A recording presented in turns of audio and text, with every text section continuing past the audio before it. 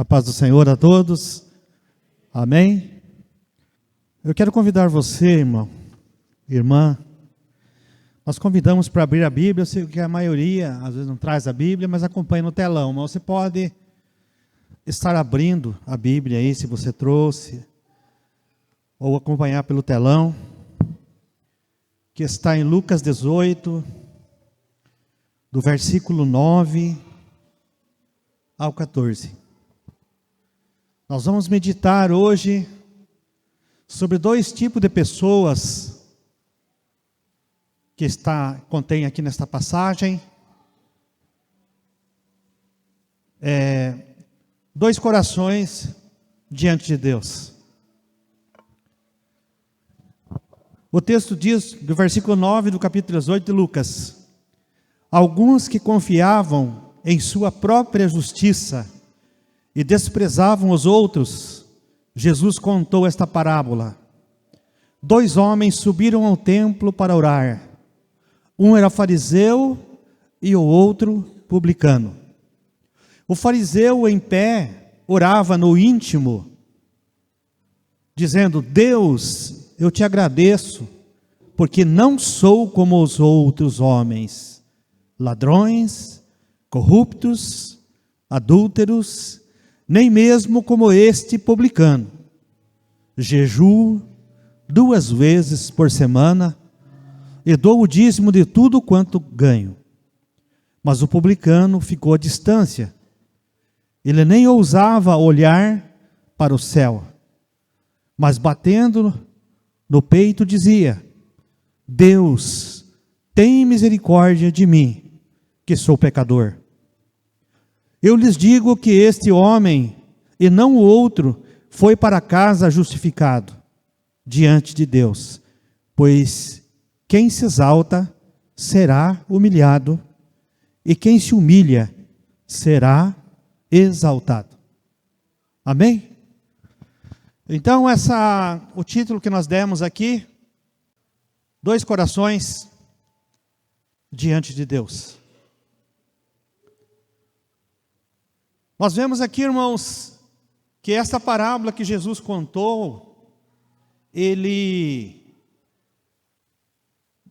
porque era a forma que Jesus pregava, era contando parábolas. Jesus não era direto no que ele falava, mas ele contava a parábola, e naquelas parábolas que ele contava, ele então levava aquelas pessoas a estar analisando, meditando e examinando o seu próprio coração e examinando a sua consciência. E hoje, o que Deus quer fazer, continua fazendo também, é nós termos um autoexame do nosso ser, do nosso entendimento. Qual o nível espiritual que nós temos? Qual é a centralidade da nossa oração? Porque aqui nós vemos também, nesses dois homens, o que faz parte do que eu vou dizer, mas o que nós vemos aqui, que um tinha a centralidade em si mesmo, e o outro tinha a total centralidade em Deus. Porque, irmãos, quando nós começamos a colocar muito o eu, nós estamos nos centralizando em nós mesmos. E nós conhecemos que Jeremias disse que maldito o homem confia no homem. Então essa palavra que Jeremias disse não é questão de confiança que nós temos uns nos outros, mas é a confiança em si mesmo, nas suas capacidades, né? Então apenas físicas, cognitivas e assim por diante, né? Mas o que Deus requer de nós, na verdade, é que nós sejamos confiantes nele. A oração, você quer que a tua oração seja respondida? Eu creio que todos querem, né? Digam amém. Quem quer que a sua oração seja respondida? É a oração sincera. Se você fizer uma oração sincera, por mais simples que ela seja, centrada em Deus, Ele te responderá. Mas aqui para nós poder falar, no desenrolar essa mensagem, para que os irmãos entendam mais profundo, eu sei que os irmãos são estudiosos da palavra, mas só para nós relembrarmos, né? Quem eram os fariseus no tempo de Jesus? Então Jesus, quando ele ministrava, como eu disse aqui, ele falava em parábolas, ele contava parábolas. Porque se ele não usasse esta técnica, com certeza as pessoas não o ouviriam. Porque ele conhecia o seu público, para quem ele estava falando. É uma das características que nós temos hoje na homilética, que você tem que conhecer o público que você vai falar. Ou seja, você saber quais as características das pessoas que estão te ouvindo. Então, se a gente vai falar para jovem, você tem que se ajustar para jovem. Se vai falar para adulto, tem que se ajustar para adulto. Vai falar para criança, tem que se ajustar para criança. E Jesus, então, ele tinha essa técnica porque ele sabia que, se dependendo da forma que ele fosse direto, os fariseus sairiam dali e não o viriam, né? Principalmente os fariseus. Então, quem eram os fariseus? Eu só vou ler as características deles. Guardavam rigorosamente a lei de Moisés. Eles eram separados para a pureza, né? Eles achavam que eles eram separados e eles eram mais santos do que outras pessoas. Eles tinham grande influência entre o povo, porque esses tipos de pessoas, irmãos, que se denominam muito santos, são os religiosos, eles têm adeptos. Os fariseus tinham adeptos, né? Então eles tinham grande influência sobre o povo comum, porque as pessoas se colocavam lá embaixo e diziam assim: os fariseus, aqueles que são homens santos, certo? Aí, muitos mestres da lei, os escribas, eram fariseus. Acreditavam na ressurreição, como nós acreditamos, mas só que eles eram muito ritualistas. Ou seja, podemos traduzir, sintetizar numa palavra para hoje: religiosos. Aqueles que gostavam de mostrar que eram religiosos, né? Então, hoje nós vemos algumas pessoas que têm essa síndrome, têm esse costume de mostrar que ele é religioso, né? Ele, de alguma maneira, ele anda com alguma coisa para se identificar que realmente ele é religioso, né? E gosta que as pessoas observem isso. Então, tem gente assim ainda, né? Às vezes, quem é assim, ele não admite que é. Mas quando você olha, quando você observa, você vê o comportamento de fariseus hoje, nos dias de hoje. Não só agora, em 2025, mas sempre houve pessoas assim, né? Então Jesus os confrontou também porque Jesus os considerava e via que eles eram hipócritas, porque eles aparentavam ser aquilo que eles eram, publicamente, mas na realidade eles não eram. Ou seja, eles exigiam que as pessoas fizessem determinadas coisas, mas eles mesmos não faziam. Lá no escondido, eles praticavam coisas erradas, mas eles não queriam que diante do público o público percebesse. Então, a reputação deles era essa, que eles eram homens religiosos e que eram homens de uma elite santa, né?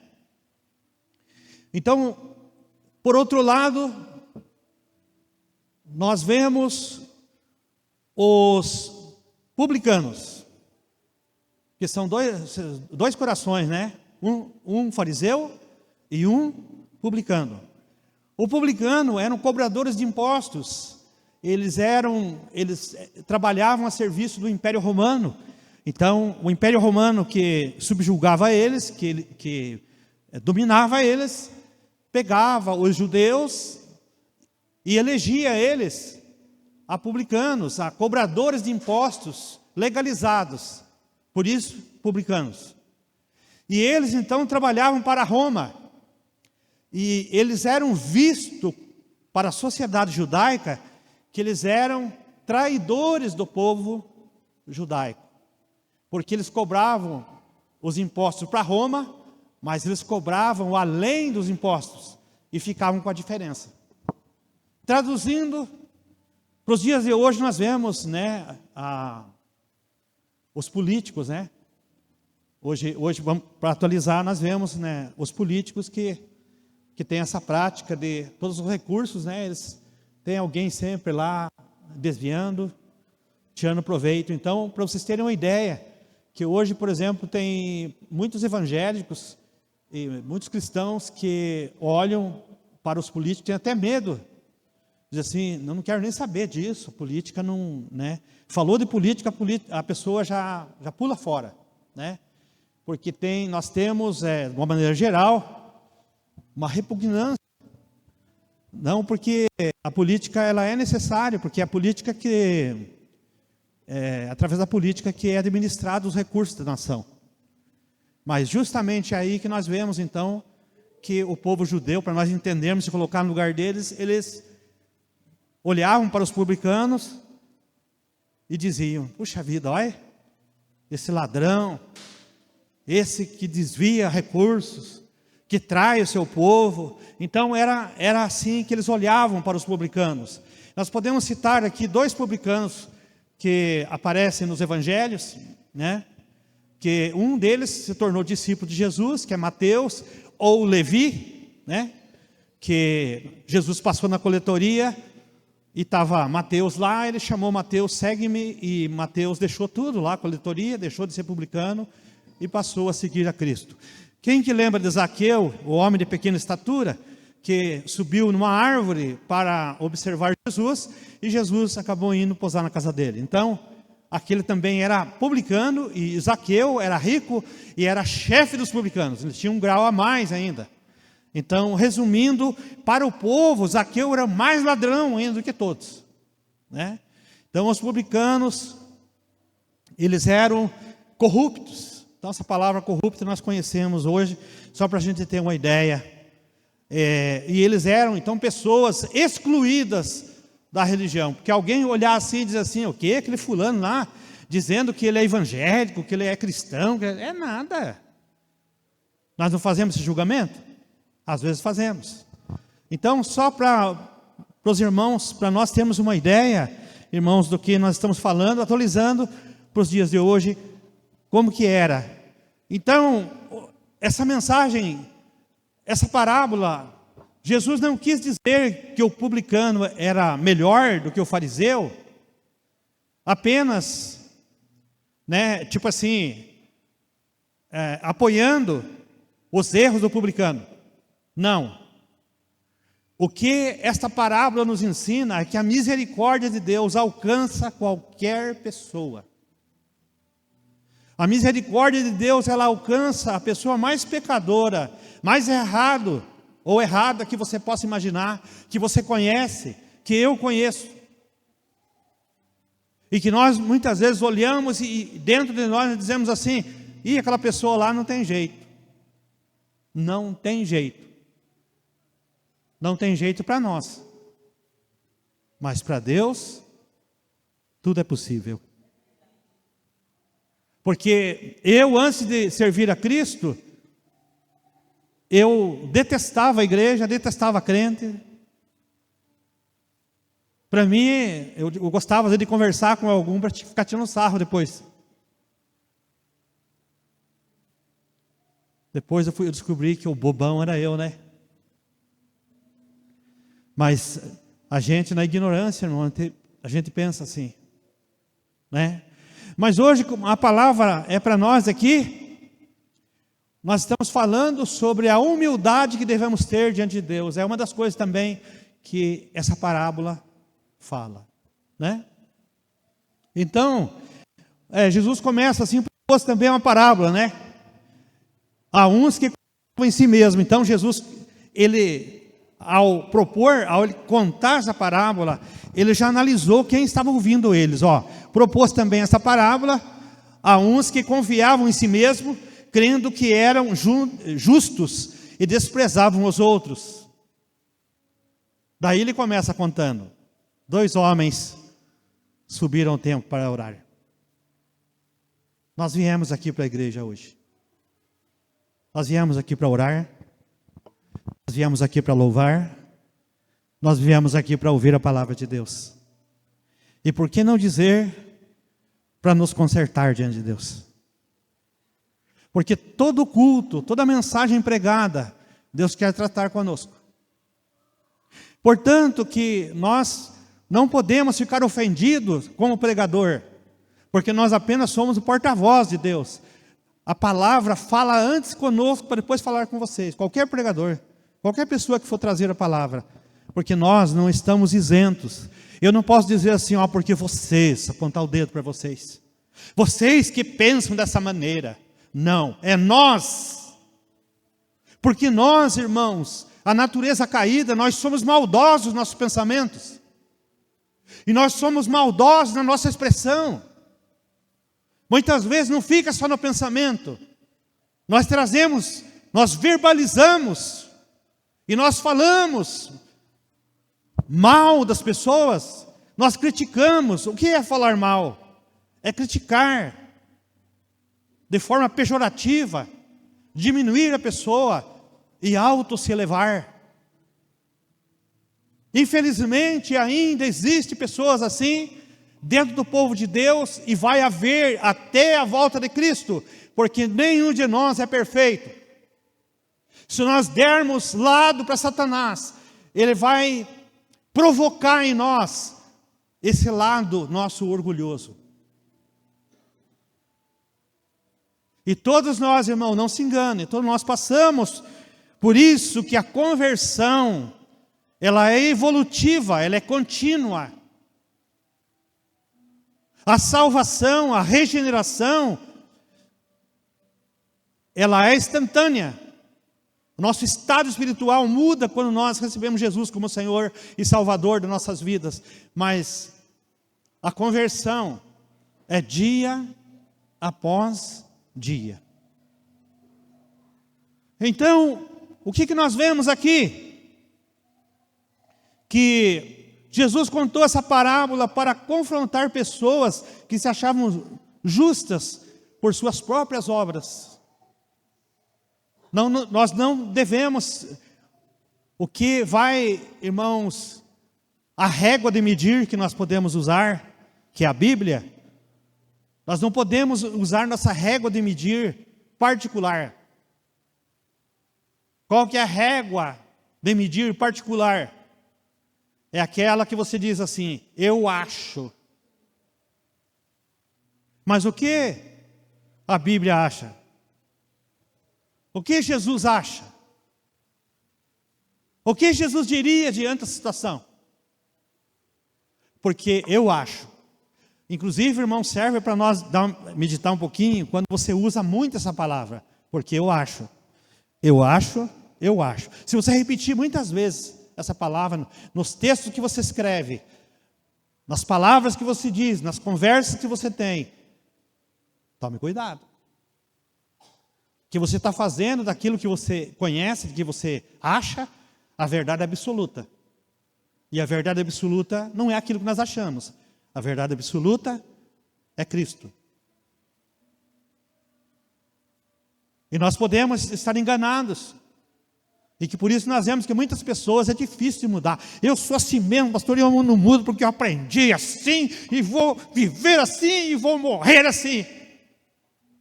Porque era assim que era feito. Mas aquilo que era feito não quer dizer que estava certo.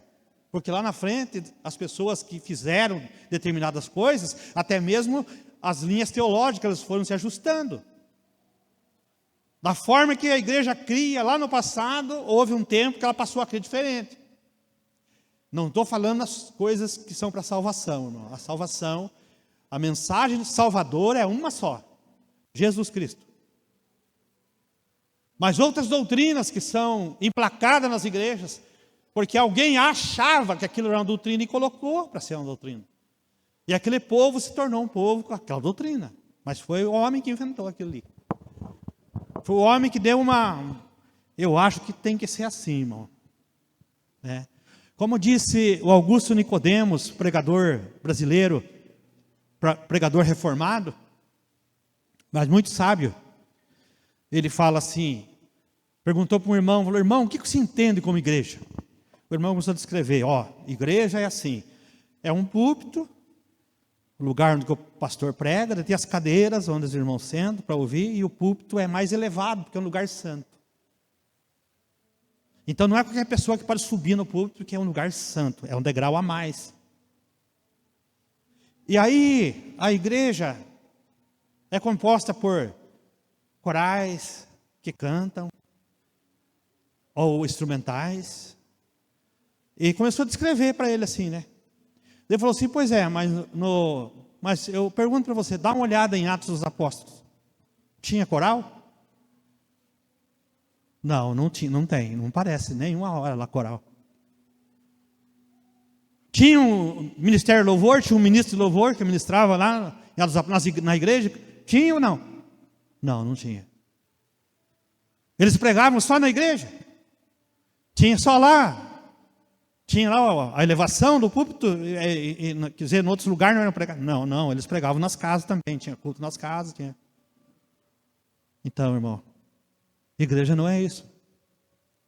Igreja é pessoas reunidas para falar das coisas de Deus, para compartilhar das coisas de Deus.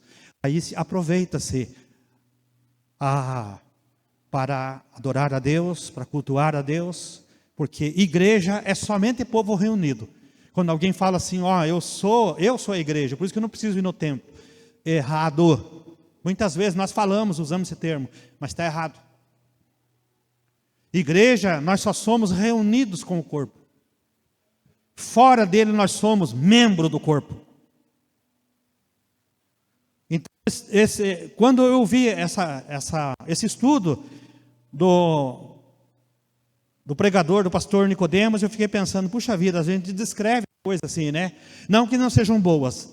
Agora eu quero dizer uma coisa, irmãos, existe diferença do reino de Deus, a verdadeira doutrina de Deus e a estrutura da igreja. Para nós entendermos isso, nós precisamos estudar, nós precisamos ter conhecimento, nós precisamos detectar o que é a estrutura da igreja e o que é reino de Deus, o que é a palavra de Deus, o que é a doutrina de Deus, a santa doutrina, e o que é a estrutura. Certo? Vocês sabem, irmãos, quem introduziu o louvor na adoração? Que a adoração ainda vem antes do louvor cantado. Quem introduziu foi Davi. Ele introduziu a adoração, introduziu instrumentos para oferecer o melhor a Deus. Então aquilo que nós podemos melhorar para agradar a Deus, mas que esteja dentro do seu princípio, que Davi errou também.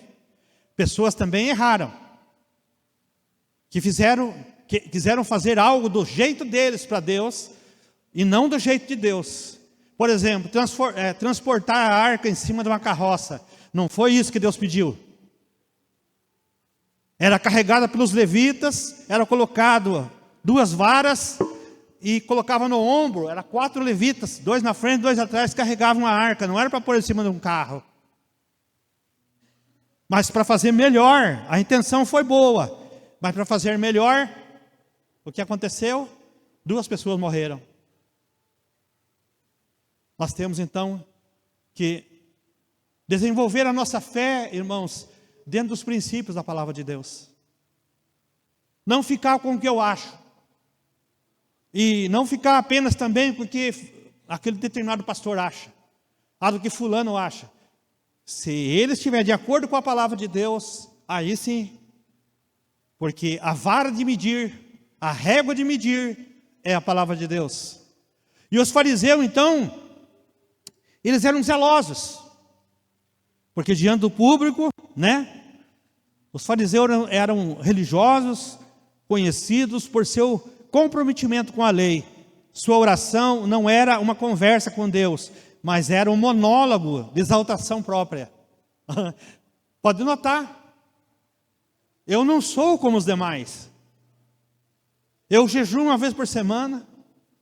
Eu entrego o dízimo. Tudo eu. Lógico que essas coisas são boas. Nós precisamos desenvolver uma vida de oração. Nós precisamos jejuar. Nós dependemos disso. Nós precisamos ser fiel. Mas toda a honra e toda a glória seja dada a quem? Ao Senhor Jesus. Não à igreja local, mas ao Senhor Jesus. Não ao pastor, mas ao Senhor Jesus. Mas o que está acontecendo? Essa geração está idolatrando pastores, idolatrando grupos musicais, ministérios. Você pode ser admirador e apoiador. O maior apoio que nós damos para os homens de Deus, para as mulheres de Deus, é a palavra de incentivo, a nossa oração. Mas não deixar que se torne idolatria. E nós vemos que nos dias que vivemos, o que tem de pastores famosos, pastores estrelas, que eles não estão preocupados com a mensagem que estão pregando, mas estão preocupados com os seguidores que eles têm no Instagram, com os seguidores que eles têm no YouTube, nas redes sociais, enfim, Facebook. Então, irmãos, nós podemos dizer que está ativo esse espírito religioso. Eles se comparavam com os outros, eles diziam: graças te dou, porque eu não sou como os demais. Irmãos, às vezes a gente pensa assim: puxa vida, eu sou mais do que aquele fulano, por mais que eu não fale, mas eu penso. Porque imagine, eu cumprimentar aquele fulano, aquela fulana, imagine, eu descer o nível. Logicamente que o cristão tem que tomar cuidado onde ele frequenta e tudo, mas irmãos, a igreja é para estar no mundo, nós estamos no mundo. Nós não somos almas desencarnadas que andamos aqui, nós temos corpo, nós temos, só que sim, nós temos responsabilidade com o reino. É nós, através de nós, que se materializa o reino. Como que as pessoas vão ver Deus? Olhando para nós. E por isso, irmãos, que nós temos que realmente tomar cuidado. Há pessoas hoje que fazem tudo certo externamente, mas o seu coração está longe de Deus. O orgulho religioso é uma barreira entre os homens e o Senhor. Tem gente, irmãos, que tem um orgulho religioso. E nós podemos dizer que podemos passar por isso. Por isso que esse aqui é uma meditação para nós. Porque Deus não está interessado, sabe, nessa área nossa do que nós somos o tal. Deus, Ele quer saber se nós somos obedientes a Ele, se nós honramos Ele. Então, porém, Ele não ousava. Aqui nós vemos o outro, Então eu falei do fariseu, agora vamos falar do republicano. O republicano, sabendo como que era a reputação dele, porque o que acontece? O republicano tinha outro comportamento. O republicano sabia que ele era visto como ladrão, como mau caráter, como uma pessoa que não tinha crédito com ninguém. Tem pessoas, irmãos, que têm o sentimento do republicano. Diz assim: imagine eu, quem que vai dar crédito para mim? Não tem momento da nossa vida que nós achamos assim, irmão? Que nós não acreditamos nem no potencial que nós temos, porque nós se achamos um zero à esquerda. Eu já tive pertencendo nesse grupo, não que eu sou, mas eu pensei, eu posso ser útil. Diante de Deus eu posso ser um zero à esquerda, mas eu posso, começar a somar, fazer alguma coisa em prol do reino. Então você tem o teu valor. Não é nesse sentido que esse texto está mostrando. Esse texto está mostrando que nós não devemos nos orgulhar pelo que temos, pelo que somos, até mesmo pela nossa saúde, pela beleza que você, irmã, tem, você, homem, tem cara, tem homem também. Hoje nós estamos vivendo a era da beleza, que as pessoas vão fazer exercício nas academias e tiram foto, não é só mulher não, tem homem também tirando foto da barriga, sem camisa, se mostrando, só falta fazer bico, igual As mulheres, né? Mas sabe o que é isso? A promoção do seu ser, do seu corpo. Por isso que nós precisamos ver quando alguém começa. Hoje, irmãos, não precisa a revelação do Espírito Santo. O Espírito Santo revela as coisas. Mas hoje tem algo assim que é revelado. Que todo mundo vê. Inclusive, eu vou dizer uma coisa para vocês aqui, muito importante, irmãos. Olha, quem recebe benefício do INSS. O INSS tem funcionários que sondam suas redes sociais. Para ver se você não está postando foto lá, deleitando, dizendo, mas se ele pode fazer isso, ele pode trabalhar. Você sabia? Eu descobri isso aí, pesquisando. Existe empresas para contratar você. Quando você coloca teu currículo, eles vão lá nos perfis teu, para examinar quem é você, quem é a tua família, o que você faz. Hoje, irmãos, tem. Agora, eu, pastor, não fico sondando, viu? Não precisa fazer isso. Eu não faço isso. Só que às vezes a gente vê algumas coisas sem querer, né? Porque está tão passando ali, você vai ligar, aperta no botãozinho do celular ali e entra no Facebook, você já vê ali, né? E você vê também as pessoas que querem evangelizar, você vê as pessoas que aproveitam o seu tempo, né? Então, o publicano, ele se apresentou diante do Senhor, ele já se apresentou, dizendo assim, eu não sou nada, né? O publicano se considerava um traidor, corrupto e impuro, ele sabia que as pessoas falavam aquilo dele. E Jesus diz que o publicano desceu justificado. Para nós encerrar a mensagem, eu sei que você conhece o texto. Mas por que ele foi justificado? Porque a centralidade dele era em Deus. Senhor, o Senhor é santo. Eu me sinto envergonhado de chegar diante do Senhor. E ele falou isso com pureza. Eu já teve coisas, irmãos, que eu tive vergonha de pedir para Deus. Eu falei, mas eu pedi isso para Deus? Um sonho meu que eu tinha, de adquirir alguma coisa. Mas não é errado, irmão. Sabe por quê? Quando você coloca Deus à frente, você está pedindo para Ele, é que você sabe que é Ele que é poderoso para autorizar a bênção na tua vida, na nossa vida. Você sabe o que quer dizer a palavra bem-aventurado? É autorização para prosperar. Quando falar assim, fulano é bem-aventurado, é abençoado, é a autorização que ele tem para prosperar. Que coisa boa, né? Deus quer que nós prosperemos. Mas, para nós encerrarmos aqui, essa parábola nos mostra a verdadeira espiritualidade. Não está na aparência, mas no coração.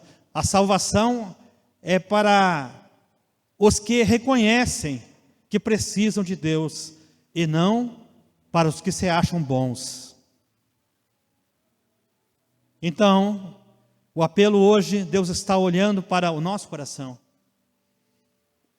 Você está orando como fariseu ou como publicano? Há orgulho espiritual em você?